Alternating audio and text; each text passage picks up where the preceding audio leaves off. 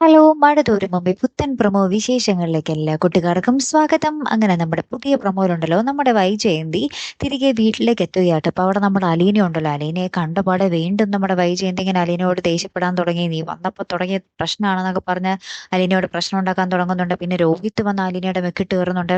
അപ്പോൾ നമ്മുടെ വൈജയന്തിയുടെ അടുത്ത് നമ്മുടെ അലീന പറയുന്നുണ്ട്, നിങ്ങൾ മക്കളെ നല്ല രീതിയിൽ വളർത്താത്തതിൻ്റെ പ്രശ്നമാണിത്. അങ്ങനെ ഇങ്ങനെ വളർത്തിയാൽ ഇതല്ല ഇതിനപ്പുറവും സംഭവിക്കും എന്ന് പറയുമ്പോൾ നമ്മുടെ വൈജയന്തി പറയുന്നുണ്ട്, ഞാൻ എൻ്റെ മക്കളെ വളർത്തിയത് ശരിയല്ലാത്തത് കൊണ്ടല്ലടി, നിന്നെ നിന്റെ തള്ള മര്യാദയ്ക്ക് വളർത്താത്തത് കൊണ്ടുള്ള പ്രശ്നമാണ് എന്നിങ്ങനെ കൈ ചൂണ്ടി നമ്മുടെ അലീനയ്ക്ക് നേരെ സംസാരിക്കുന്നുണ്ട്.